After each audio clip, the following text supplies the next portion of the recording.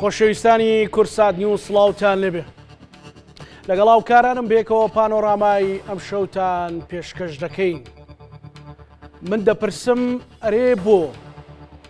هەموو ساڵێ لە ڕۆژی ڕۆژژمێری مێژووی کووردا ئەبێ ئێمەی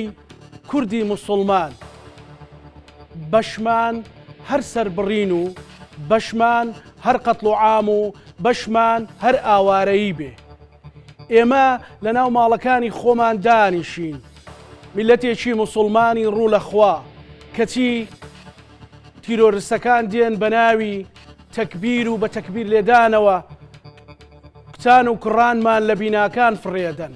منداڵەکانمان نەخنچێنن، گولانێن بەسەری کوڕازاکانمان، جەرگی دایک و باوکانمانە سووتێنن. ئەمە بۆ ئەم پرسیارە بۆیەکی زۆر درێژە بە درێژایی کاروانی خوێنی شەهیدان لە چەند ڕۆژی ڕابردوودا لە ئەشرەفیە و شێخ مەقسوود ئەو دوو گەڕەکەی کە ساڵانێکی زۆرە کوردی تێدانیشتەجێ و ئاوارە و لێ قەوماوەکانی عەفرینیش دوایەوەی قەتڵ و عام کران و لەسەر ماڵ و حاڵی خۆیان دەرکران چوونە ئەوێ لەوێ پەناگەیەک بۆ خۆیان دروست بکەن. بەڵام دووبارە هەموو ڕێکەوتنێک لە نێوان وڵاتاندا دەبێ بۆ سەربڕینی کورد بێ، بۆ لەو پەڕی چەپەوە بۆ ئەو پەڕی ڕاست ڕێکەکەون لەسەر کوشتنی کورد، بۆ هەمویان ئەڵێن ئێمە دوژبنی ئیسرائیلین کەچی دەستە خەنە ناو دەستی ئیسرائیل بۆ کوشتنی ئێمە، بۆ ئەم بۆیانە تاکەی ئەوە تا ئەم ئێوارێش دوێنێش پێرێش هەموو ڕۆژێک تەرمی ساردبووی گەنجێکمان بۆ دێتەوە. ئەم ئێوارەیە ڕۆژاوای کوردستان دیسان ڕەشی پۆش،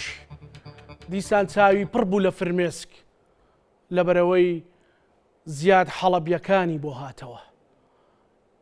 لەبەرەوەی بێریتانەکانی بۆ هاتەوە، لەبەرەوەی جارێکی در ریزێک لە ئەمبوڵانسەکان بە تەرمی ساردبووی کچان و کوڕانی ئێمە لە گۆڕستانەکان ڕیزی بەست. بەڵام زۆر دڵنیابن هەتا کوردێک مابێت، هەتا کوردێک هەناسە بدات نەڕوو لە دینی ڕاستەقینە وەرەژێڕین،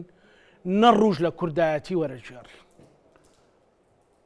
ئێمە لەسەر ئەو پرسە گفتوگۆکەین، بۆچی دەبێ بۆ هەزاران بۆ بە میوانداری هەرێک لە بەڕێزان بەڕێز مامۆستا مەلا مەسعود جاف مامۆستای ئاینی و لە هەولێرەوە بەڕێز جوتیار یوسف پەرلەمانتاری کوردستان. مامۆستا بەخێر بی. زۆر سوپاس. بۆ بەناوی خۆی گەورە میهرەبان،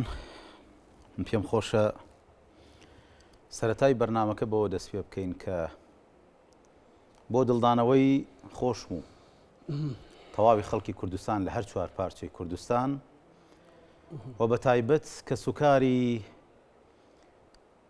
جەرگ سوتا و ماڵ وێران کرا و خاک داگیر کرا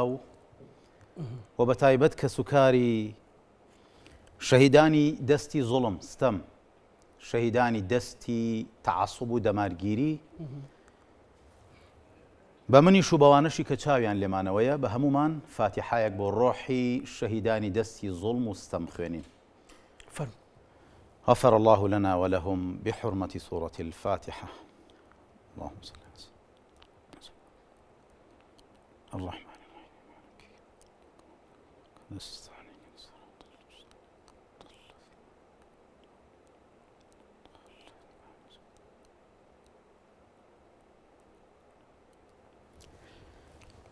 ئومێدەکەم ئەمە کۆتا ناخۆشی و ناڕەحەتیمان بێت، ڕۆحی ئەوانەکەینە ئەمانەتی خۆی گەورە. ئومێدەکەم خۆی پەروەردگار جارێکی کە لە بەرنامەیەکی کە لە شەوێکی کە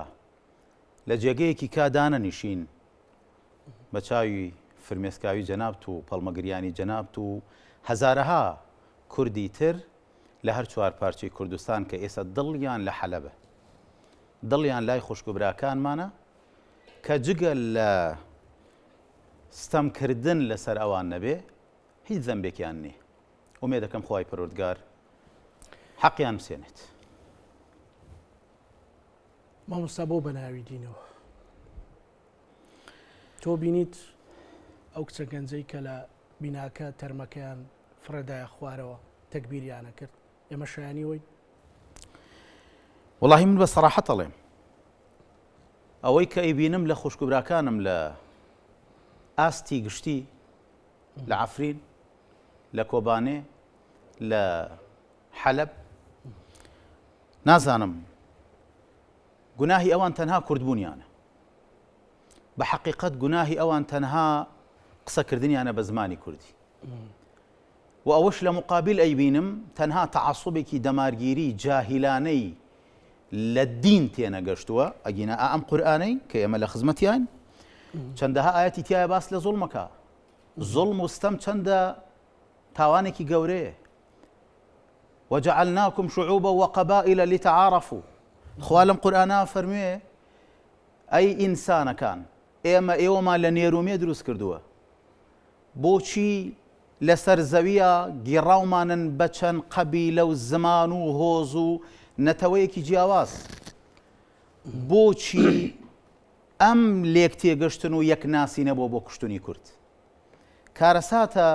زوڵم لەم قورئانە بکرێ بە ناوی ئەم قورئانەوە ڕۆژێ سوورەی فەتح، ڕۆژێ سوورەی ئەنفال، وەکو بەڕێزت لە پێشەکێکاوتت ئێمە چەندان جاری تر بمان کوژن بمان بڕن واز لە دینەکەمان نایانی، بێگومان واز لە قورئانەکەمان نایانی. دڵنیابن ئەوانەی کە ئەیانەوێ بەم ڕۆحی تەعەسوب و دەمارگیریەوە کە شەڕی دین لەگەڵ ئێمە بکەن، شەڕی نەتەوە و زمان لەگەڵ ئێمە بکەن، هەر شەڕێکمان لەگەڵا بکەن لێمان نابنەوە، ئینشاءڵڵا لێمان نابنەوە. چونکە ڕابەرەکانی ئێمە، پێشەواکانی ئێمە، شۆڕش گێڕەکانی ئێمە پیاوی گەورە و شێخ و مەلا لە تەکیە و خانەقاکانە گەورە بوون. ڕۆحیەتی نیشتیمان پەروەری بە شێوەیەک لە ناخمانایە هەرگیز نە زوڵم لە دوژمن قبوڵەکەین، نە زوڵم لە دوژمنیش ئەکەین کە زوڵمان لێ بکە، نەخۆشمان ئەبین بە زاڵم بەسەر کەس. ینی بەڕاستی وەک بەڕێزت ئەفەرمووی بۆ بە ناوی دینەوە. نازانم ئەمە یەکێکە لەو پرسیارە جەوهەریە زۆر گەورانەی کە بەڕاستی ئەم سیستەم و ڕژێمە دیکتاتۆرانە بۆ بە ناوی دینەوە مجاملە لە نێوان ئێمەیان نییە. من ینی زۆر دەمێک کە جەناب تەناسم بە خزمەتت گەیشتم، بیرمە لە شەڕی ڕوبەڕووبوونەوەی تیرۆریستانی داعشیشە ئێمە بەیەکەوە بەرنامەمان کردووە، لە زۆر وێستگەی ترا بەرنامەمان کردووە. تۆ پیاوێکی زۆر بەوردی لە دین تێگەیشتووی، قورئان، فەلسەفەی قورئان، بەعدەکانی پشتی دێر بە دێری قورئان تێ ئەگەی. لەکوێ ئێمە زوڵممان لە خەڵک کردو تا بێن بەو ناوەوە دڕدۆنجی بخەنە دڵمان، یان بڵێن ئێمە موسڵمانین ڕیشێک دروستکەن و الله ئەکبەر فریان دەنە خوارەوە، ئێمە خنزیرین، ئێمە واین هەر بەڕاستی ئەم کچ و کوڕە نازدارانەی شێخ مەقسوود و ئەشرەفیەوان؟ وەڵاهی واقعی ئەوەی کە ئێستا بە ناوی شۆڕشی سووریەوە کە کۆبوونەوەیەکیان کردووە کە کۆڕێکن چەند گروپێکن لە سەرەتای پێشووتر پێش داعشەوە، تەحریری شامە، جەبهەی نوسڕەیە، کۆمەڵێ لەم گروپانەی کە ناوی ئیسلامیان لە خۆیان ناوەکو داعش، دواتر هاتوون و دەرفەتێکیان بۆ سازێنراوە، دەستیان بەسەر دەسەڵاتە لە سووریا گرتووە. بەم شێوە دڕندانە ئێستا ئەوەی کە ئەحمەد شەرعیەکە من هیچ بە کەمتری نازانم لەوەی کە بەشار ئەسەد و حافظ ئەسەد بە کوردیان کردووە، هیچ بە گەورەتری نازانم لەوەی کە سەدامی دیکتاتۆر لە وڵاتە بە ئێمەی کردووە، هیچ بە گەورەتر لەوەی نازانم کە ئەردۆغان بە وڵاتی ئەمریکاوە لە هەر چوار پارچەی کوردستان بە ئێمە کرێ. ئەمە کارەساتێکی زۆر گەورەیە کە ئەمانە بەڕاستی بۆ شەڕی دین بە ئێمە ئەگێڕن. یعنی کارەساتەکە ئەوەیە مامۆسای بەڕێز، واللهی وباللهی وتەڵڵاهی من تەریقە بمەوە جەنابەت بە من ئەڵێ منێک کە دیفاع و داکۆکیەکی وەهام لە نیشتیمان و نەتەوەکەم کردبێ، نا بەخوا خەڵکی زۆر باشترمان هەیە، چاکترمان هەیە، دڵ سۆسترمان بەم خاک وڵاتە هەبووە. منیش پەروەردەی خانەقام، پەروەردەی مەدرسەیەکم کە ئەم مەدرسەی عیرفان و تەسەوفە ڕۆحیەتی دین و نیشتیمان پەروەری بە یەکەوە تێکەڵ کردووە. واللهی ئەم قسانە ئەکەم زوڵم نییە لە شۆڕشەکەی ئەحمەد شەرع بەڵکو ئەڵێم تۆ زاڵ مستەمکاری بەرامبەر بە میلەتەکەی من لە ڕابردووشە هەرچیمان وتووە ئەوەی بە ئێمە کراوە ئەوەی بە میلەتی ئێمە کراوە شەڕمان پێفرۆشراوە بە چ پێوەرێکی دینی داعش چەند هەنگاو مەترێکی لەگەڵ ئیسرائیلا فەرق بوو شەڕی لەگەڵ ئیسرائیل و جوولەکانەوە کە هاو کوردیە کوشت ئێستا لەم کات و ساتێک کە جەنابەت بەرنامەمان تایە و قسەی تیاکەین کاکی ئەحمەد شەرع تۆ جارێ ئیتیفاقی و چەند شارێکت بەدەستی جوولەکە و ئیسرائیل یعنی چی ماوە جوولەکە پێت نەکا ئەی بۆ ئیعلانی شەڕ لەگەڵ ئەوان ناکەی دەستەخەیتە ناو دەستیان بۆ لەگەڵی ئیتیفاقی ئەەکەی یعنی لەگەڵ جوولەکە و ئیسرائیل ڕێ بکەوی واللهی ئەمە پەیامە بۆ هەموو ئەوانەی کە مستقالە زەڕەیە دڵیان بۆ ئەحمەد شەرع و شۆڕشە سەقەتەکەی ئەحمەد شەرع لێدا بۆ خاتری خوا خەڵکی نەبیر بکەنەوە دینی خۆتان مەفرۆشن بۆ خەڵک کاکە وەڵای ئەوەی کە من ئەیڵێم دین فرۆشتن نییە بە قورئان بە خەڵکی ڕۆژ ئاوا و بە خەڵکی موسڵمانی حەلەب ئەمە بەیانی واقعە باللهی خەڵکی دانیشتووی ئەو دوو گەڕەکە زوڵمیان لە خەڵکی گەڕەکەکانی تری کە هاوڕە زمانەکانی ترن عەرەب باقی زمانەکانی ترە لە حەلەبا بکردایە ئەشهەدو بالله بەڵێم بۆ نەوەکردن ئەشهەدو بالله بەڵێ بۆ زوڵمی هیچ کوردیە ناکەم بەسەر هیچ عەرەبێکە بەڵێ بۆ هیچ زوڵمی کوردیە ناکەم بەسەر هیچ تورک و فارسیەکە بەڵام ئەڵێم بە هەموو پێوەرێکی ئینسانی ئێمە مەزڵومین بۆ ئامان لێەکەن بەڵام لە ڕووی دینیشەوە کاکە وەڵڵاهی خوشک و دایکەکان ئێمە بەدینن بە ئەخلاقن ئەڵێن با بژین بۆ خاتری خوا کام دین ڕێگە بە کوشتن ئەدا لەسەر زمان کام دین ڕێگە بە کوشتن ئەدا لەسەر نەتەوە لەسەر خاک وەڵڵا کاکە ئەم شەڕە ئەگەر خوای پەروەردگار لوتف و لایە بەلای خەڵکی حەلەب و کوردانی ڕۆژ ئاوا نەکاتەوە باللهی ئەم شەڕە ئەحمەد شەرع سەرێکێشە بۆ شوێنەکانی تریش ئینشاء الله خوا موفقی نەکات هەندێک خەڵک هەیە دڵی لایەتی ئەڵێن ڕزگارکەرە و دەسەڵاتێکی ئیسلامیە و تۆ پێت وایە وابێت مامۆستا وەڵای من سەراحەت لێت ناشارمەوە بەوازەح ئەمە ئەڵێم لە ناخی دڵمەوە ئەڵێم زیاد حەلەب یەک دوو هەواڵم بەرچاوکە و کە ئینشاء الله شەهید نەبوو بێ و نەکوژرا بێ ئەمە ئازاد حەڵەب و زیاد حەڵەب گەیشتەوە قامیشلۆ و بە خاکس بێنە بەداخەوە بەس زۆر بەداخەوە زۆر بەداخەوە بەڵام وەڵای من لە ئەڵمانیا هاتۆتەوە خزمەتی خەڵکی ماڵی هەشتا خەڵکی ئەفرینە باشە ئەو ساڵی کە ئێمە لێرە کیمیابارانەکرین ئەو لەوێ دایکە بێ ئەوە تا ئێستا لە پێناوی بوونی خۆیان لە پێناوی نەتەوەکە و نیشتیمان و زمانیا کاکە بە قورئان ملحید نییە گوێم لە وتاربێژێکی متعەسیبی دەمارگیری ناتێگەشت بوو لە خوا و لە قورئانەکەی خوا هەر ئێستا کە هاتم بۆ لای جەنابەت ئەڵێ ئەوە هەردوو گەڕەکی شێخ مەقسوود و ئەشرەفیە فتح کرا بەیانی ئیلحادی تیا بوو ئێوارە تەوحیدی تیا بڵاو کرایەوە یعنی چی ئەمە کاکە وەڵڵا ئەمانە خەواریجن وەڵڵا ئەمانە داعشن وەڵڵا ئەمانە داعشن بە زمانێکی تر بە بەرگێکی پەیوەندیان بە دینەوە نییە معقولە کاکە ئەندامی تایە خەڵکی سووریا خەڵکی میسرە ئەمەیە شەڕ لەگەڵ ئێماکە و هەڕەشەی کوشتن لە براو خوشەکانی ئێماکە یعنی بەڕاستی من پێم وایە زیاد حەلەب مسڵمانتر نەبێ لە ئەحمەد شەرع کەمتر نی دەستخۆش مامۆستا پەیامەکانت هەر ئەوها بمێنن نیشتیمانان بەڵێ بێگومانەوە ئەوەیان پێوتم من ئەوم بیرچۆ ڤیددیۆیە کە ڕەنگە جەنابەت نەتبینی بێ نوێژی جەماعەتەکە زیاد حەڵەب بۆیە ئەتوانین 100% سوێن بخۆین جەرگم بۆ هەموو ژانەکە لە دوێنێەوە کە ئەو خەبەرم بزانیوە ینی بەڕاستی وێرانم چکە گەنجێکی زۆر زۆر ئازا بوو بەڕێز کاک جوتیار سڵاو لێ بێم کاتت باش بۆکو لە سەرەتاوە باسمان کردووە لەگەڵ مامۆستا تاوتوەمان کرد بۆچی دەبێ بەشی ئێمە هەر کوشتن بێ هەر ڕێکەوتنێکە کرێ لەسەر ژیانی ئێمە لەسەر کوشتنی ئێمە لەسەر ئاوارەکردنی ئێمە لەسەر بریندارکردن و قەتڵ عامی ئێمە بێ سەرتا سوپاس بۆ بەرنامەکە من دەمەوێ وەک نەریتێکی هەر پێشمەرگەیەک لە هەموو کۆڕ و کۆبوونەوەیەک بۆ جانی پاچی شەهیدەکانمان ساتێک بە پێدەنجی دەوەستم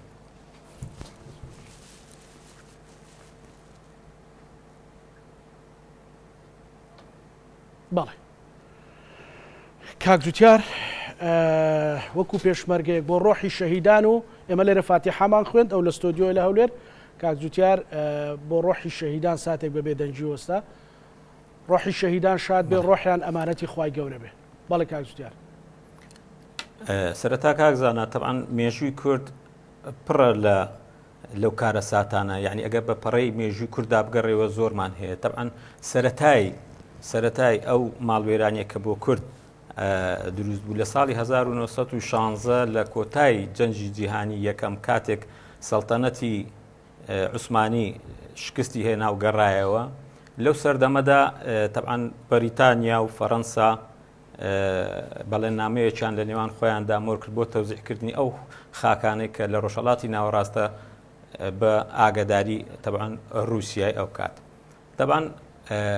دوای ئەوە کە هەمومان دەزانین پەیمان نامەی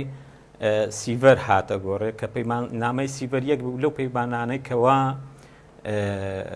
دەستکەوتی زۆر گەورەی بۆ کورد تێدا بوو کە ئەمەل هەبوو لەو سەردەما کورد ببێتە خاوەنی دەوڵەتێکی سەر بەخۆی خۆی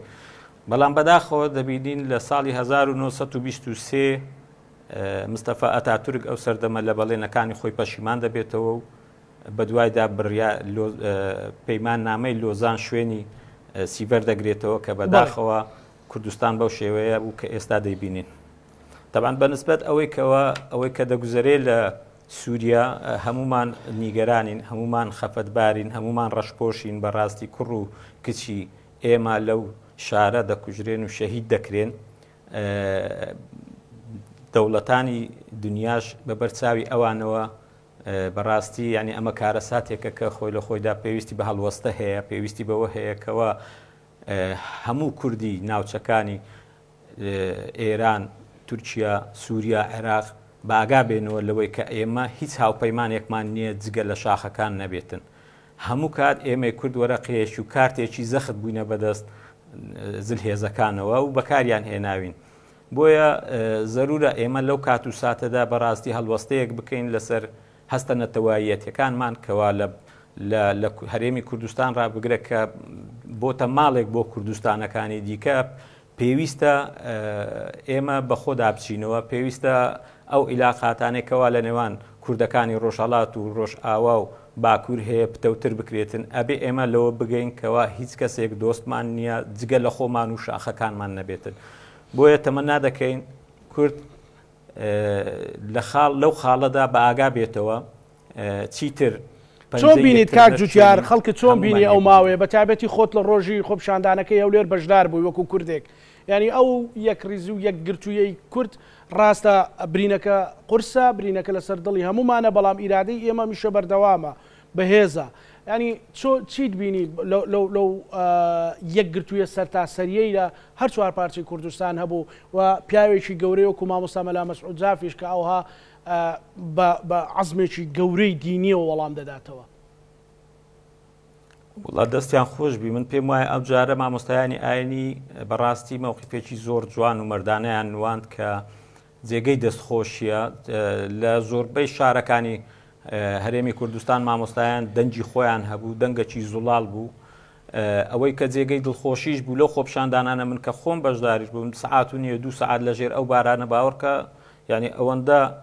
هەستێکت لا دروست دەبوو کەوا لە تەنیشتت کوڕێکی ڕۆژ ئاوایە لەولا ڕۆژ هەڵاتیە لەولا گەنجێکی هەولێرە یعنی هەمووی کۆ کردبووینەوە لە بۆ یەک مەسەلە ئەویش کوردبوونە طبعاً ئەگەر ئێمە پەرە بەو کوردایەتی خۆمان بدەین بەو هەستە نەتەوایەتی خۆمان بدەین ینی دەتوانین زۆر شت بەدەست بێنین بەڵام ئەگەر بێت و لە ناو خۆمان بەڕاستی پەنجەی یەکتر بشتێنین دوژمنی ئەولا دەتوانن زەفەرمان پێ ببەن من هیوادارم لەم مینبەرەی ئێوەوە هەموو لایەنەکان چیتر پەنجەی یەکتر نەشێنین هەمومان یەک هاودەنگ هاوڕەنگ چونکە ئێمە هەمومان یەک دوژمنمان هەیە کە بۆ کورد عەرەب بێ فارس بێ تورک بێ بەڕاستی دژی ئێمە هەر کاتێک بۆی بگونجێ جینۆسایدمان دەکاتن باشە کاک جوتیار تۆ فەرماندەیەکی پێشمەرگە بوو پێش پەرلەمانتاری کە ئەو دیمەنانەت دەبینی چیت بەبیر داهاتەوە کە بە دایان فڕۆکەی پێشکەوت و درۆن و زیاتر لە 100,000 کەس و سەدان دەبا بە و تانک بۆ سەردوو گەڕک 300 کەسی لێ بە کلاشنکۆفێکەوە بەڵێ کاک زانە تەبان هەمومان دەزانین لە ڕووی سەربازیەوە شوێنەکەی ئەوان شوێنێکی مردوو بوو لەبەر ئەوەی بەڕاستی لە ناو جەرگەی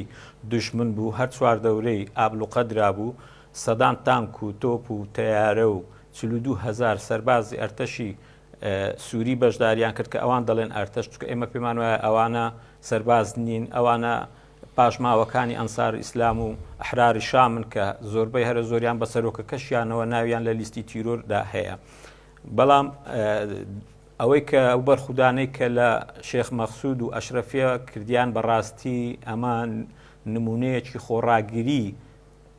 شەروانان بوو کە سەری ئێمە و هەموو کوردیان بەرز کردەوە کە ئەوان دەتوانن بە چەند سەد کەسێک بە دەیان هەزار سەرباز ڕابگرن، دەتوانن دەیان تۆپ دەیان تانک کاریان تێ ناکاتن، چونکە هەستی نەتەوایەتی ئەوەندە بەهێزە کە ئەوەی من گوێم لێ بوو تەنانەت هەبوو خۆی بە هێزەکانی سووریادا تەقاندبەوە کە ئەمە ئەو پەڕی کوردایەتی بوونی خۆیانە. بەڵام بەداخەوە هەروەک مامۆستاش باسی کرد و تۆش باست کرد زۆربەی جار کورد لە ژێرناوی ئاینەوە جینۆساید دەکرێتن. بەڵێ لەگەڕێم وڵات کاک جوتیار مامۆستا، یعنی هەندێک جار خەڵکێک هەیە پرسیار زۆر دەکات لەبارەی ئەوەی کە ئێمە گومانیمان لا دروست دەکات، مەسەلەن قەناتی جەزیرە دایان قەناتی دیکە محلیلیان دێنایە سەر شاشەکان خەڵکی ئێمەش خەڵکێکی واعی وشیارە مەسەلەن دەیبینی گومان لەسەر دینەکە دروست دەکەن، دەڵێ ئەوانە وەکو خۆت وتت کە ئەوانە دژە دینن ئەوانەوان ئێمە دەکرێت چۆن ئەو هەستە کوردایەتێنەتەوەیە دینیە وەکو جەنابەت وتت ئێمە هەمومان پەروەردەی دەستی ئەو مەدرسانەی ڕوبەڕوویان ببینەوە نەهێڵین بە مسقالە زەڕێک گومان لە ناو دڵ و دەروونمان دروست بێ. کاک زانای بەڕێز، من پێم وایە زۆر گرنگە لەگەڵ ئەو هێرشە ناڕەوانەی کە ئەوانی کەنە سەر ئێمە بە حکمی ئیلحاد بوون و پەیوەندی ساڵانی کە و ماوەیەکانی پێشوو پەیوەندی کورد لەگەڵ جوولەکە و علاقەی کورد لەگەڵ جوولەکە و چی و ئەمانە ئێمە هەرگیز فاوڵ نەدەین بەدەستەوە لە هیچ شوێنەکە. سیاسەتمەدارانی کورد، ڕابەرانی کورد، گەنجێکی کورد، ینی ملت ناشارمەوە، هەندێک کۆبوونەوە و خۆپیشاندانم بینی لە وڵاتانی ئەوروپا لە پەنای ئاڵای کوردستانە ئاڵای ئیسرائیل هەڵکرابوو. هەڵەیە بەڕاستی هەڵەیە، ئیسرائیل خەمی ئێمە ناخۆ ڕەنگە ئازارێکی دەرونی بەڕاستی کارەساتە نابێ ئێمە فاوڵ بدەین بەدەستەوە بە شێوازێ بێڕێزی بەرامبەر بە دین بە قورئان. ئەوە قورئان نییە زوڵم لە ئێمەکە، ئەوە ئەحمەد شەرع زوڵم لە ئێمەش و لە قورئانیشەکە. ئەوە قورئان نییە زوڵمی لە ئێمە کردووە و نەتەوەی دەوڵەتی بە ئێمە نەداوە، ئەوە ئیتیفاقی سایکس بیکۆیە. ئێخۆ ئیتیفاقی سایکس بیکۆ دەقی قورئان نییەوە ئەحمەد شەرع ئێستا پێوە پابەند نابێ. تۆ وعدە داوت من حکم بە قورئانەکەم، حکم بە قورئان لە قورئانە هەیە کورد ئەبێ خاک و وڵات و نیشتیمان و نەتەوە و گەڕەک و ئاسایش و ئارامی خۆی نەبێ. بەڕاستی کارەساتە ئێمە ئەبێ پابەندبوونی خۆمان زیاتر بە دینەوە. تەماشا لە مەسەلەی غەزا کورد چەند بە جوامێری و چۆن بە جورئەتەوە سەرمان بەرزە، هەرگیز پەشیمان نین لەوەی کە ئێمە دوعامان هاوکاریمان کە لێرەوە ناردووە بەشداری خەمی خوشکبراکانمان لە غەزە کردووە. هەرگیز نابێ ئێمە فاوڵی دینی بدەین بەدەستەوە. بێڕێزی بەرامبەر بە دین قەزەی ئێمە و برینی ئێمە گەورەتر و کارەسات بارترمانەکە. ئێمە ئەبێ زۆر ئیلتیزامات ئەوانەی کە دین دژی ئێمە بەکارێنن بە غەڵەت وەزڵم و خۆت وتن زۆر کارەساتە ئەوەی کە کاکە دکتۆر سەڵابی داعیەکی ئیسلامیە، مێژوونووزێکی ئیسلامی، شەڕی هەردوو گەڕەکی شێخ مەقسوود و ئەشرەفیە دەستی پێ کردووە چونکە هاوکار و نزیکە لەگەڵ ئەحمەد شەرع بڕابکە 50 پۆستی لەسەر دیفاعکردن و داکۆکیکردن و بۆ سەرکەوتنی جێشی سووری و بۆ قادەی سووری و بۆ نازانم چی. ئەو چییە؟ ئەوە جەهالەتە بەڕاستی، ئەوە جەهالەتە تۆیە کە تاریخی ئیسلامی دەکتێب لە تاریخی ئیسلامیان نووسیوە. بۆ ئەمانە بێدینن کوژی خاوەنی زمان نین، ڕەگەز نین، کورد نین، بوونیان بۆ نەبێ لەکوێ قورئانام تەعەسوبە بەدیەکرێکە ئێوە ئەوەمان لێەکەن. ینی بەڕاستی ئەمە کارەساتە. سەڵابی تۆ لە لیبیاوە، لە لیبیاوە سەڵابی لیبیە، لە بنغازیە، لە بنغازیەوە دوعا بۆ ئەحمەد شەرعەکە لە دیمەشق. بەڵام بەداخەوە ئێمەی کورد ئەگەر مامۆسایەکی ئاینی وەکو بەڕێزە فەرمی ئەلحەمدولیلا ئەم جارەیان زۆر جێگەی دڵخۆشیە. یعنی من دەستی هەموو ئەو مامۆسانە ماچەکەم کە زۆر باشتر و بە جورئەتتر و ڕەوانتر و لێزانانەتر و ژیرانەتریش لە من لەوە چه قسەیان کردبێ هاتوونەتە سەرخەت لەسەرم بابەتە. بەڵام ئەی بۆ سەڵابی کاکە تۆ بۆت هەبێ دیفاع لە ئەحمەد شەرع بکەی، بۆ منی مەلای کورد حەقم نەبێ دیفاع لە میلەتەکەی خۆم بکەم کە هێشتا مەزڵومیشم. ئەمە وێنەی زیاد حەڵەبیە. بەڵێ علی ئەو کاتی نوێژکردن کە نوێژەکە لە نوێژی جەماعەتایە. ئەمە وێنەی زیاد حەڵەبیە کە نوێژی جەماعەتەکە مامۆستا دەی نوێژەکەی لە ئەحمەد شەرع جوانتر نەبێ وڵا کەمتر نییە ئەمە نوێژەکەی زیاد حەڵەبیە کە شەهید بووە سعاتێک پێشێستا بە خاکسپێررا بە ڕێوڕسمی ئاینی بە ڕێوڕسمی ئاینی بە خاکسپێررا یعنی ئەم کابرایە لە بەحساب لە دینەزانێ ئەنی زۆر کارەساتە تەعەسوب و دەمارگیری و بێویژدانی وەکو بەڕێزە فەرموو تەماشا سەری کەناڵی العەرەبیە و جەزیرە العەرەبیە و جەزیرە کەناڵ و میدیا عەرەبیەکان پەیامنێر و ئیعلامیە عەرەبەکان یعنی بەڕاستی کارەساتە کاکە خۆشەڕی ئیلحاد و کوفر نییە ئەی بۆ لەگەڵ ئیسرائیلە ناچنەوە ئەوانە گوێزنەوە سەڵابی تۆ بۆ ناڵێی ئەحمەد شەرع تۆ لە قورئان لا داوە هەر لە قورئان لا داوای سەوەی ئیتیفاقی لەگەڵ جوولەکەکەی بەڵام بەرامبەر بە کوردواکەی کارەساتە یعنی ئەمانەیە کە ئەم بێویژدانیانە بەرامبەر بە ئێمەکەن دووبارەیەکەمەوە ئێمەی میلەتی کورد وەزانانی ئێمە من لێرەوە دەستخۆشی لە یەکێتی زانانەکەم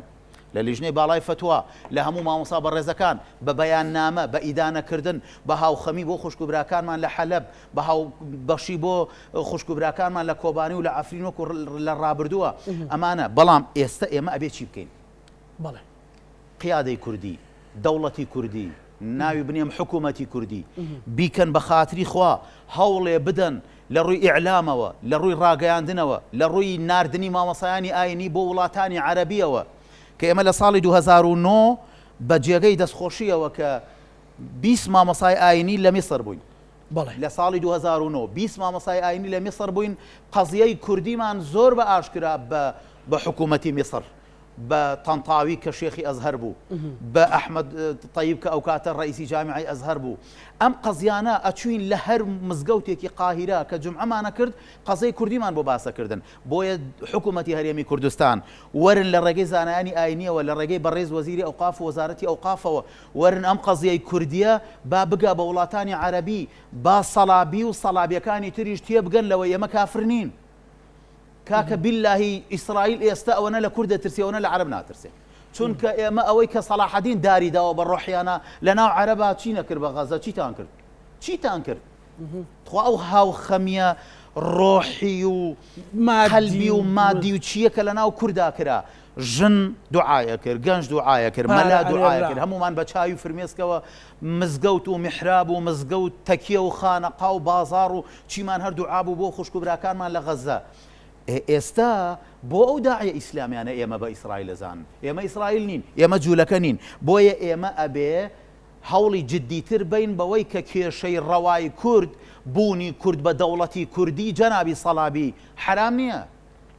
کاکە حرام نییە ئەگەر کورد دەوڵەتێکی هەبێ ئەوە ئیتیفاقی ئەم سایکی زبیکۆ بوو کە ئێوە بوون بە کۆیلەیان ئێستا بیللاهی ئەوەندە وڵاتانی عەرەبی ئێستا کۆیلەی کوفرە کۆیلەی ئیسرائیل و ئەمریکایە بەخواوە ئێمە ئەگەر کۆیلەکەمان بگشتاتەوە ڕادەکردبینان بە دەوڵەت چوار دەوڵەتمانە بۆ ئێستا زۆر کارەساتە ئەمانە وا لێک بدرێتەوە وڵا ئێمە کۆیلەی کوردین ئەو دیفاعانەی مامۆسایانی ئاینی زانایانی ئاینی دیفاعی من دیفاعێکی وەکوتم ڕەگەزپەرستانە نییە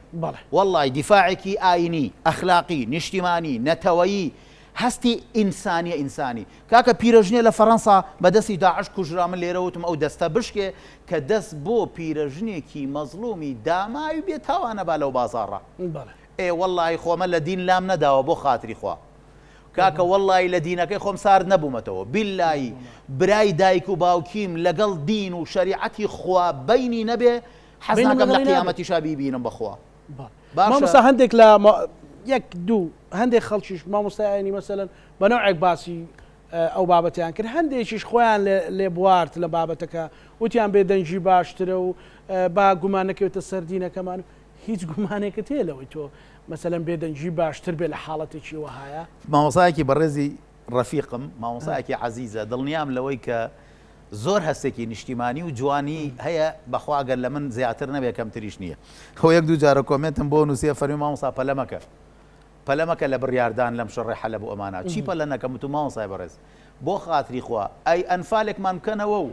کیمیابارانێکمان بکەنەوە و ئەوە تا ئەو هەموو خەڵکە فەقیر و هەژاریان کوشت و ئەفرینیان تەخت و تەراژ هەڵکاند و کۆبانیان والێ کرد و کاکە نازانم کوێیان والێ کرد ئەی دوای چی پەلە نەکەم برا خۆ پەلەکردنی من زوڵم نییە لە ئەوان بۆ خاتری خوا کاکە وەڵای دوژمنەکانی ئێمە دوژمنی دارمانن بەردمانن دینمان هەر حەز ناکەن کورد ناوی خوا ببە دوژمنەکان ئێمە حەز ناکەن ئەسڵ کورد باللای پیان ناخۆشەوە ڕسمی زیاد حەلەبە بینێسە لە نێوەکانە ئەی چۆن ئەڵێ پێتەڵێن بەسەراحەت ئەوەڵێ بەیانی ئیلحاد ئێوارە تەوحید ئەمە خەواریجە کاکە وەڵڵا بینیت کە ئەو شەهیدە کچیان بە تەکبیر لە بیناکە فڕێدرای خوارە لەکوێی دینی ئیسلامەوە جێگەی بێت توخوا لە یەک غەزا لە یەک ڕوبەڕووبوونەوەی ئیسلام لەگەڵ بێدینەکانە لەگەڵ کوفرە لەگەڵ چییە ئەوکەی ئەخلاقی ئیسلامیە ئەگەر قەرار بێ ئەمانە شۆڕشی ئیسلامیان کردووە بیللامانە کۆمەڵە چەتە بوون وەکوتم دەرفەتیان بۆ ڕەخسا باشە ئەحمە شەرعیش ئەوە تا زۆر جوانی ڕوون بووتەوە کە عەلاقە و پەیوەندیەکەت لەگەڵ کاکە ترامپ و لەگەڵ نازانم بە ئاشکرایانی لەگەڵ نەتانیاهۆ و لەگەڵ باقی وڵاتانی تر و ئەمانە ئەم پەیوەندیە بۆم دەرفەتێ بۆ هێناوەتە پێشەوە بەڵام خوای پەروەردگار زوڵمی لە بەشار لە سەدام لە کێ قبول نەکردووە وەڵڵا لە میشی قبول ناکە من پێم خۆشە زۆر بە ئاشکرا ئەوە بڵێم ئەم یەک دەستەی کە جەنابە باسەکەی لە هەولێر لە سلێمانی لە هەر چوار پارچەی کوردستان وەکوتم لە هەر کوچە و کۆڵانێکی ئەم سەرزەویە نەک هەر چوار پارچەی کوردستان کوردێک ئێستا لە قسەی کوردی من و جەنابەت تێبگا ئەزانم هاوخەمە لەگەڵ ئێمە ئەلحەمدولیلا کوردەکان ئاوا یەکدەستین بۆیە پێویستمان بە یەکدەستی و یەکڕێزی زیاترە بیکەن بە خاتری خوا لە هەرێمی کوردستانە لە باشووری کوردستانە وەڵڵی ناحەزەکانمان دوژمنەکانمان لە ئەحمە شەرع پیاوتر نین بیللا دەستیان بڕوانایڵن ئەم بەرنامە من و تۆ بە ئاسانی لێرا بیکەین دروستە وەڵڵا دوژمنەکانمان دەستیان بڕوا مزگەوتمان بە کوردی قسە بکەین قورئان مزگەوتمان تێکەدەن خانەقامان تێکەدەن تەکیەمانە سووتێنن وەڵڵی ئەوەی کە خۆیان بیانەوێ پێمانەکەن من بە ئیسراحەت ئێستا لە ماڵی خۆمانەوە نەوە هاتم بۆ ئێرە بۆیە ئێستا ئێمە پێویستمان بەوەیە کە یەکدەست بین بیکەن بە خاتری خوا یەکدەست بن بە ئەم خاکەمان ئەم وڵاتەمان لەوە زیاتر لە بەرچاوی دوژمنەکانمان لا کەم نەبێ کاکە وەڵڵی ئەگەر ئێمە بە یەکەوە بین ئەو بە ڕێزە فەرمی ئێمە پشت و پەنامان بەس شاخەکان کاکە وەڵڵا پشت و پەنامان خوایە ئێمە پشت بە خوا قایم بکەین ئێمە لەگەڵ شریعەتی خوا و قورئانەکەی خوا ڕاست بکەین زوڵم لە کەس نەکەین یەکدەست و برابین وەکو قازی پێشەوا لە وەسیەتەکەیە لە کاتی سێدارا چێڵێ کاتان لە یەکەم برابن تەبابن بیکەن بە خاتی خوا ئەی کوردینە دوژمنەکانتان بە یەک چاو سەیرتانەکە شێخی نەمر بە هەمان شێوە شێخ مەحموود بە هەمان شێوە قازی محەممەد بە هەمان شێوە شێخی پیران بە هەمان شێوە کاکە هەرچی پێشەوای ئەم کوردەیە شێخ و مەلا و ئەهلی علم و مزگەوت و خانەقا بوو بیکەن بە خاتی خوا ئێمە لەگەڵ خوا ڕاست بکەین بۆ ئێمە پیا و زانا و خوێنەواری وەکو سەڵابیمانتیانە لە وڵاتە بێگومان تیامەنانە کە ئەلحەمدولیلا بە جێگەی دەستخۆشیەوە جەنابە دوای بەرنامەکە بچوە ناو پەیجەکەی سەڵابی دەیان دکتۆری زانکۆمان دەیان دکتۆری زانکۆمان والله کۆمنتی یەکێ لە دکتۆرەکانی زانکۆم خوێندۆ مامۆساکانی زانکۆ پەڵمەگریانی کردم هەزار ئافرم مامۆسای بەڕێز کە تۆ ئەوە جوابی سەڵابیە دەیتەوە من وتارەکەی خۆم کە لە جومعادام هەر بە ڕیسالەیە ناردومە بۆ پەیجەکەی خۆی بینێرە بۆ مەکتەبی بینێرە بۆ مەکتەب و بۆ وەزارەتی دیفاعی ئەحمە شەرع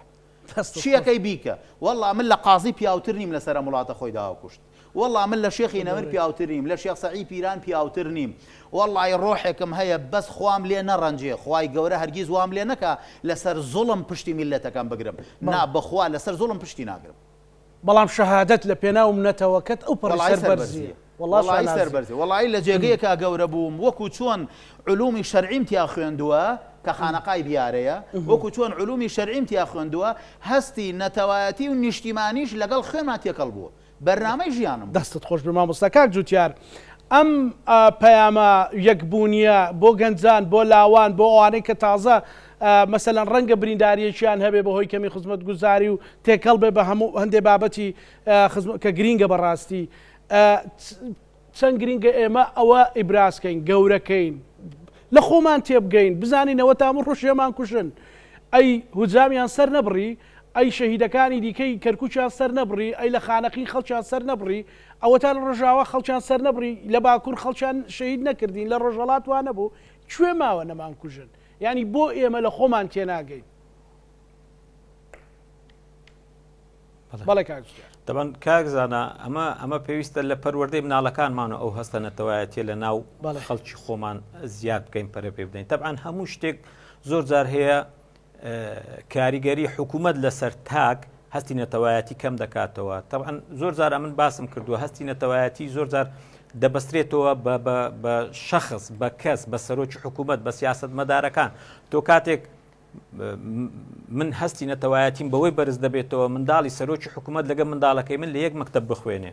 کاتێک هەستی نەتەوایەتی بەرز دەبێتەوە ماڵی وەزیرێک لەگە ماڵە هەژارێک با لە یەک کۆڵام بێ. هەموو ئەوانە پەیوەندی دەکاتەوە لەسەر ئەوەی کە هەستی نەتەوایەتی بەرز بێتەوە. ئێمە دەزانین شتێکی وازح و هەر هەمووش خەڵکیش دەیزانی هەستی نەتەوایەتی لەو دواییانە بەڕاستی لە ناو هەرێمی کوردستان باز دەکەم، چکە لێرە بەڕاستی کاڵبەوە کاڵبوونەوەکەش هەموو هۆکارەکەی دەگەڕێتەوە بۆ ئیدارەدانی خەڵکی هەرێمی کوردستان کە ئەمە بەڕاستی خاڵێکی خراپ بوو کە هەستی نەتەوایەتی خەڵک کەم کراوەتەوە لەو ڕووە. بەڵام ئەو ڕۆکە کە دەیبینی کارە ساتێک ڕوودەدا لە بەشێک لە جەرگەکەی خۆمان کە کوردستانی ڕۆژ ئاوایە گەنجان بە گروتینەوە دێنە سەر شەقامەکان هەموو بە یەک دەنگ کە یەک ماڵیان هەیە ئەویش کوردستانە. بۆیە یعنی ئەمن پێم وایە ئەوە تەجروبەیەک بێتن بۆ هەرێمی کوردستان پێویستە بیر لەوە بکاتەوە کە لەمە دووە بەڕاستی بابەتە نەتەوەییەکان پێش هەموو شتێک بخرێتن لە ناوەخۆی هەرێمی کوردستان. با ئێمە کێشەی نێوان دوو حزب سێ حزب حزبێکی ئیسلامی حزبێکی ئەلمانی نەکەین بە کێشەیە کاریگەری هەبی لەسەر کەمکردنەوەی هەستی نەتەوایەتی لەلایەن گەنجەکانمان. بەڕاستی ئەمن ئەوەی پێم وایەکەوە هەستی نەتەوایەتی ئەوانە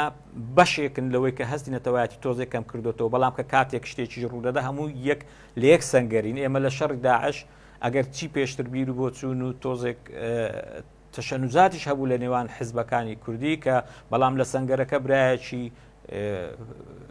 پێشمەرگەی پارتی لەولایە بوو، برادێکی پێشمەرگەی کۆمەڵ لەولایە بوو، هەموو لە یەک سەنگەر بووین چونکە ئەوەی دەهات کە تۆی دەکوشت نەیدەگوت تۆ پارتی تۆیەکێتی دەیگوت تۆ کوردی. کەواتە ئەو تەجروبانە پێویستە بەڕاستی لە سەرکردایەتی سیاسی بیر لەوە بکاتەوە، ناوماڵی کورد پێش هەموو شتێک ڕێک بخاتەوە بە پەرتەوازەی نەچینە بەغدا، با سێرە لە یەکتر نەگرین لەو شوێنانێکەوە لەسەر پۆست و پارەدا بەشکاری دەکرێتن. ئەمانە بەڕاستی هەر کاتێک لە هەرێمی کوردستان حکومداریەکی باش کرا خەڵکەکە هەستی نەتەوایەتی بەخۆی بەرز دەبێتەوە. یعنی خەڵک لە بینینی شتەکانەوە بڕیار لەسەر هەستەکەی دەداتن. بۆیە زەرورە یعنی ئەمن پێم وایە ئەم نمونەی ئەشرەفی و شێخ مەقسوود ببێ بە وانەیەک بۆ سەرکردایەتی سیاسی هەرێمی کوردستان بە خۆدا بێنەوە، ئەوەی کە لە ڕابردوو کراوە وازی لێبێنن، چکە ئێمە لە بەردەم چەند گورگێکی برسی داین بەڕاستی کاک زانە. یعنی ئەو ڕۆکە لەوانە بەیانی لە ئێمەیە ئەمن دڵنیام ئەوان هەر بەوە جار مامۆستا گوتی ئەحمەد شەرعەکان دەسەڵاتیان هەبێ ناڵن ئەلێرە بەرنامە بکەین. ئەکید کاک زانە خۆ ئەمە شتێکە هەموو ئێمە دەزانین لە بەرەوەی تەجروبەمان هەبووە لەگەر هاو ئاوازەکانی ئەوان کە داعش بوونە. ئەوان ڕۆژێک لە ڕۆژان ئەوان تیرۆریستەکان ئەوان بوون، ئەوانەی کە داعش هاتن مەخموریان داگیر کردو کە هاتن مووسڵیان داگیر کردو کە برا ئێزیدیەکانمانیان سەر بڕی و ئەنپالیان کردن، ئێدەی هەر هاوڕێکانی ئەوانە بوونە. ئەو ڕۆکە ئەگەر ترسێک هەبێت لەبەر چەند شتێک نەیکەن بەیانی دەیکەن، کەواتە باشترین شت بۆ ئێمە ئەوەیەکەوە بەڕاستی یەکگرتوو بین، بەڕاستی هیچی تر لە ناو خۆمان ئەو دژایەتیەمان نەمێنێ. ئەمە دەبێتە خاڵێکی سەرەکی بۆ ئەوەی هەستی نەتەوایەتی هەم بەرز بێتەوە، هەم کوردستانێکی یەکگرتوو بەهێز، هەمیش ینی کۆنگرەیەکی کە سەردەمانێک بە تەما بوو بکرێ بەداخەوە نەکرا لەبەر ناکۆچی سەرۆکی کۆنگرەکە کە کۆنگرەیەکی کوردی بکرێت لە هەر چار پارچەی کوردستانەوە لە کوردستان کۆنگرەیەک بکرێ، نوێنەرایەتیەک هەبێتن، مەرجەعێک هەبێت وەکو مەرجەعی کوردی هەر چوار پارچە قسە بکاتن. یعنی ئەمە کاریگەری زۆری دەبوو لە ناوخۆ و لە دەرەوەی ناوخۆ، بەڵام بەداخەوە ئێمە هەمومان دەزانین عەرەبە شۆڤینیەکان لە هەموو بەرنامەکانی جەزیرە و عەرەبیە و سکای نیوز ئەوانە متابعە دەکەین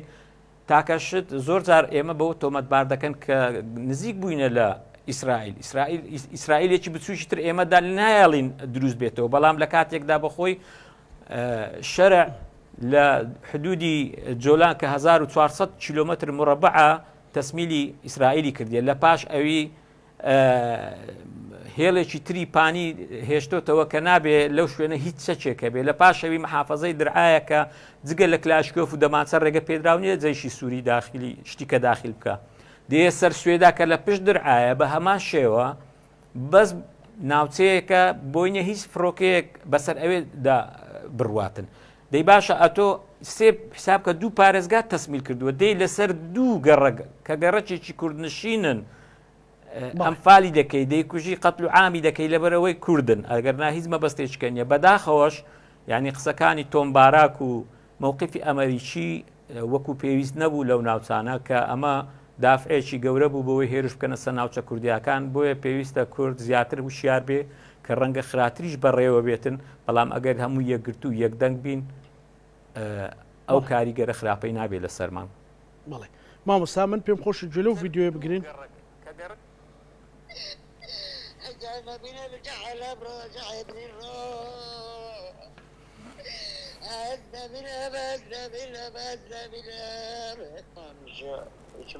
ئەوە وەکو سات نووس قسەی کردم سێ جار چوار جار ئاوارە بووە پیرەژنێکی موسڵمان و پۆشتە و پەرداخ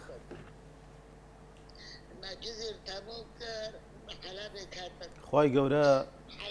بەو قورآانەی لەبەر دەستا بەو پەروەردە دینی و نەتەوەی هەتا وەکو دوعاەک چی ئەڵەی وە چ پەیامێک تێ لە کۆتاییە بەڕێز مامۆستا واللهی پەیامی کۆتایی من ئەوەیە بێگومان ئێمە بێ سەرەتاوە بزانین کە هەر دەرگایەکی خێر خی گەورە لێمان نەکاتەوە هێز نێ لێمان کاتەوە علاقە و پەیوەندیمان لەگەڵ خوا زیاتر بکەین برایەتی و یەکڕێزی ناوخۆمان دینداریمان یەک دەستی و یەکڕێزیمان و دووبارەیەکەمەوە من دڵسۆزمان زۆرە ئەلحەمدولله ئەوە تا لە هەموو کاتە حساسەکانەوەکو سەردەمی داعشەوە بە ڕێزەوتی و ئێستەشی لەگەڵا بێ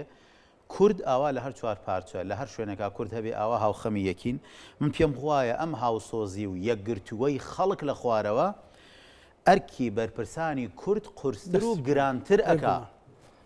تکایە بەرپرسانی کورد بیکەن بە خاتری خوا تکاتان لێ ئەەکەم گریانی ئەو دایکە لە حەلە بوو گریانی ئەو دایکانەی تری ڕابردووی تری کورد کە جەرگیان سوتاوە با بە پەرتەوازایی ئێمە بەزایە نەڕوە با بە پەرتەوازایی ئێوە بەزایە نەڕوە بۆیە بەرپرسانی کورد ئەبێ بزانن ئەرکیان قورسترە لە بەرامبەر ئەم یەکڕیزی و برایەتی و دوعاکردن و بەخەمەوە چوونەی کوردان لە هەر چوار پارچەی کوردستان بۆ یەکتری دە ئێوەش توخوا بە یەکەوە تەبابن ئەم قورئانە شاهید بێ جارێکی کرش من ئەیڵێمەوە زوڵمم لە عەرەبێ پێ زوڵمە زوڵمم لە فارسێ پێ زوڵمە زوڵمم لە تورکێ پێ زوڵمە زوڵمم لە هەندۆسیەکی کە گا پەرسێ پێ زوڵمە بە ناحەق بەڵام ئەوەش کە ئێمە بەپشبەسن بەو قورئانە خوای گەورە زوڵمی ڕەفز کردوێتەوە لەم قورئانە بە هەموو پێوەرێکی ئیمانی و ئیسلامی ئێمە دەست بەم قورئانەوە بگرین سەربەرزە بین بیکەن بە خاتری خوا ئێوەش لە ناوخوا زوڵم لە میلەتەکەی خۆتان مەکەن ئەوەی کە هەیە ئەوەی کە هاتووەتە دەست ئەوەی کە بەرهەمی ئەم هەرێمەی ئێمەیە بە تایبەت کە ئێمە لە چوار پارچە و ئەلحەمدولله بووە بە دوانوسیان و ئەوانە ئازادین بیکەن بە خاتی خوا ئێوە ڕەنجی ئەم خەڵکە فەقیر وەژارە بەزایە مەدەن ئەم قورئانە ئێمە تەوەسولی پێ ئەەکەین کە خوای پەروەردگار بە خاتری ئەم قورئانەی خۆی لەوە زیاتر گوێمان لە گریانی دایکانی کورد نەبێ لە هیچ پارچەیەکی کوردستان خوایە بیکەی بە خاتی ئەم قورئانە کە کەلامی خۆتە داوات لێەکەین ئێمەی میلەتی کورد گەورە زانای زۆر گەورەمان هەبووە لەم قورئانەی تۆ نزیک بووە ئێمەش لەسەر ڕێگەی ئەوان بژێنیت و بمرێنی خوایە وامان لێ بکەی دەوڵەتێکی کوردیمان بۆ دروست بێ لە سایە ئەم قورئانە ئێمەش خزمەت بە دینەکەی تۆ و بە قورئانەکەی تۆ و بە شەرعەکەی تۆ بکەین و وەکو ئینسان حەقی ژیانمان هەبێ هەر کەسێکیش خوایە بیکە بە خاتی ئەم قورئانە زوڵممان لێیەکە بە بێدینمان ئەزانێ حەقی دەوڵەتمان پێ نادا حەقی ژیانمان پێ نادا خوایە ئەم قورئانە دەین بە گژیا خوایە ئەم قورئانە دەین بە گژیا دەستخۆش دەستخۆش ئەو قورئانە سەربەرزمان کە ئینشاءڵڵا سوپاس بۆ بەڕێز مامۆستا مەلا مەسعود جاف مامۆستا و زانای ئاینی سوپاس دەکەم سوپاس بۆ بەڕێز زوتیار یوسف ئەندامی پەرلەمانی کوردستان ڕاستە دڵمان بریندارە لەبەرەوەی شەهیدمان هەیە لەبەرەوەی بریندارمان هەوێ لەبەرەوەی زوڵممان لێکراوە بەڵام ئیرادەمان قەت تێک ناشێت والله ئەو مۆبایلەکەم من تەنها ڕۆژنامە نووسێکم مەدەنیم چەکم پێ نییە بەڵام 4 بۆ 5 گەنج پەیوەندیان بەمنەوە کردوڵێ گە ڕێگایەک ئەزانی ئەچین دیفاعەکەی دڵنیام هەزاران کەسەیە ئەوەی مامۆستاوتی ئەوەی کاک جوتیار وتی دەبێ ببێتە بناغەیەکی پتە و بۆ ئەوەی ئەم گەنجانە لەسەر ئینتیمای نەتەوەیی بێ ئومێت نەکرێن لە پێناو هەندێک ململانەی سیاسی کورد هەمیشە سەربەرزە لە هەر شوێ بێ ئێمەش لەگەڵ هاوکارانە پانۆڕامامان پێشکەشکردنە مولایەکتان ئەمانەتی خوای گەورە بن خواتان لەگەڵ